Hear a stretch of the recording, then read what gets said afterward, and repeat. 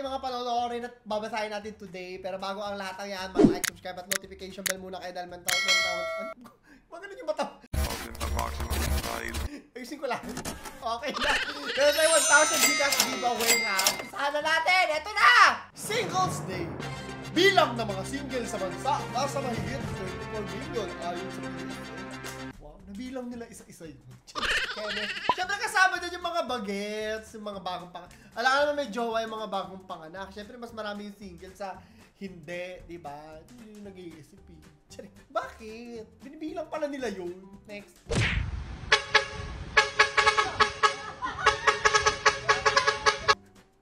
Ano to?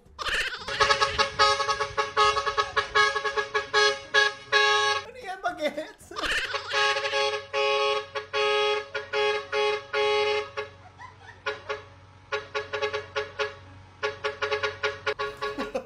Saan niya kaya napanood yan? Ano kaya ginagaya nito ni bagets?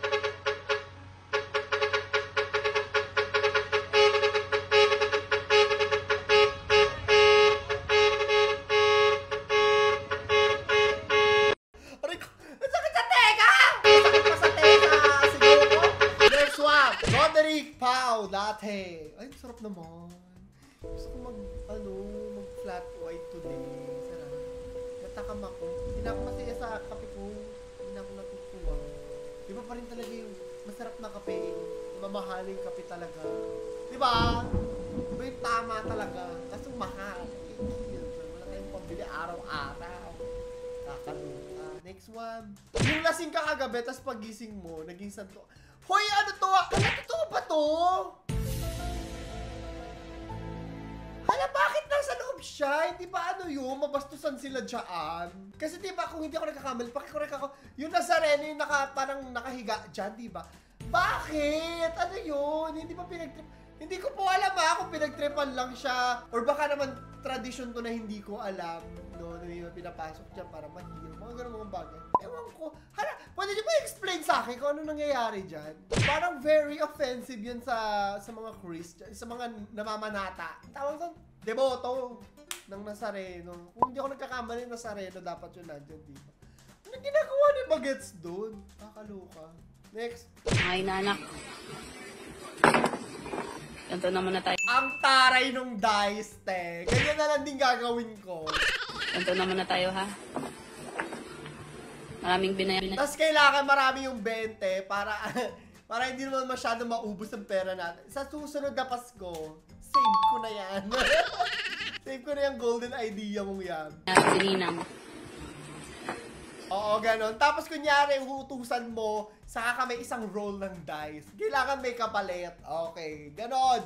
Ilang beses ka nagmano sa akin? 50 times this year. 50 times akong binate. Ibig sabihin, meron kang 3 rolls ng dice. Ganon. Next one. Magkinasal ka sa Novo. Ano nga? May pinupuntahan kaming mall na ganito ng aking editor nung nasa college kami. Ano yun, ne? Yung binibilhan natin ng buko shake. Binibilhan namin ng buko shake sa tabi ng Victory Mall. Ganyan din, te. Pandami ng bulaklak palagi. Uniwide!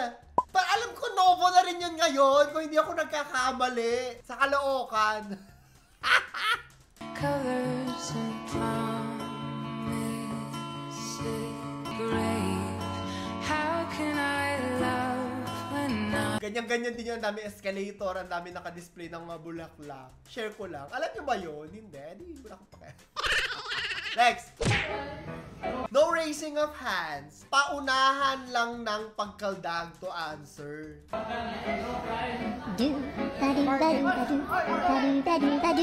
Kaldag talaga. Parang nangingisay lang.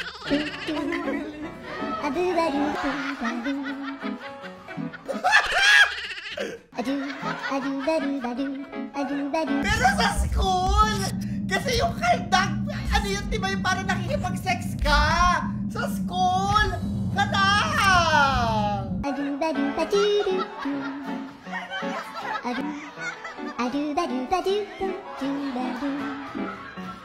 Wala lang. Napapather lang ako kasi pag alam mo yung context ng mga bagay-bagay, syempre isipin mo yun, di ba? Ano yung mga bata pinagsasayaw ng water, yung chorus, yung lyrics ng water, make me sweat, make me lose my breath, make me water. Bastos! Nasasayawin ng baget! Speaking of bagets, ang taas kaya! Taas nun ha. Sabi dito, they lived happily ever after. Alam mo, dalag-dala ako dito! Kinikilig ako dito kay si Daddy Longlegs and jowa ni Judy Abbott habang nagsasasaw ako ng pandesal sa kape. Kakainin ko. Pinalauna marirealize mo na child grooming na series na. Ba yung mga pwede noon, maraming pwede noon na bawal na ngayon. Hindi ko alam kung aware yung mga Gen Z at Gen Alpha dito.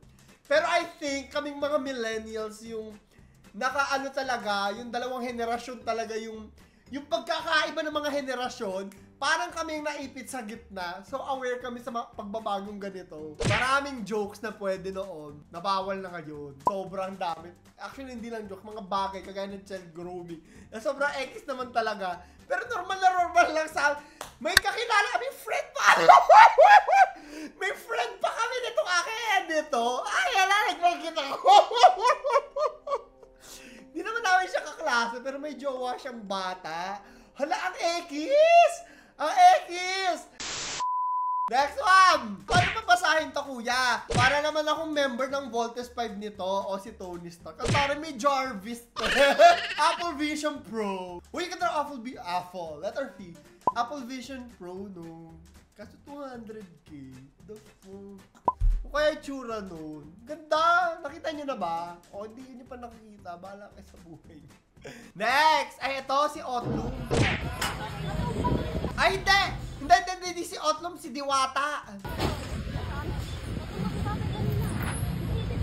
Ang sabi, just now, no more Diwata pares.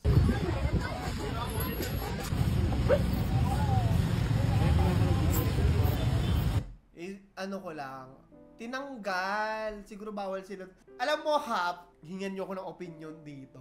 Yung nag-send sa akin itong yan. Ano masasabi mo dito, kuya? Maraming, hindi naman talaga dapat sila dyan eh. Pero ako kasi, yung lolo ko kasi ay sidewalk vendor. So, nakikita ko rin yung mga ganito. So, alam mo yun, alam ko yung pain, alam ko yung pinagdadaanan ng mga natatanggalan ng lugar. Alam ko yung mga epekto nun. Kasi pag ganyan ko yan, walang tinda yung lolo ko, di ba? Affected kami lahat.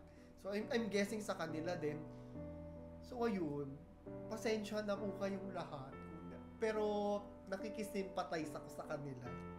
Alam ko yung pinagdadaanan nila. Mag-opinion ba? Sige na ka. Pwede naman kasing i-embrace eh. I-embrace yung mga nagtitinda. Ganun. Bakit di natin lagyan ng tamang lugar para sa kanila? Para hindi na sila hinuhuli-huli. Yun lang yung akin. Awayin nyo ko, pero hindi ako makasimpatize sa mga nagpapaalis. Kasi alam ko rin, direkta rin ako na affected ng mga ganitong mga bagay. Yun lang. Magalit kayo sa akin, wala akong pakialam sa inyo. Pero hi sa mga nagtitinda na lagi napapalayas kung saan-saan. Sana ay may mas ayos, no? Mas mapakita ng gobyerno or yung local government nila na mahal sila at parte sila ng community. Diba? Yung down na down ka na, pero go ka pa din. Wala tayong magagawa! Gaya talaga ang buhay! Araw-araw ako nagbe-break it down, yo! Pero bawal tayo tumigil sa pagtatrabaho at kung ano na pa mga gawain sa buhay. Dahil walang kakainin. Yung mga alaga ko. Hindi pwedeng mag-quit. Hindi pwedeng tumigil sa lahat ng mga bagay sa earth. Next one. Ang bilis mo tumakbo. Ano ba yung kinakain mo? Quick. Times 2. Stress. Alam mo ba, na panahon namin, piso lang yung quick. Buo pa yan ha. Ngayon yung mga ginagawa nila, kinakalahati or wina 1/4 lang yung itlog sa loob! Tas ang mahal! Pero luma na rin ata to.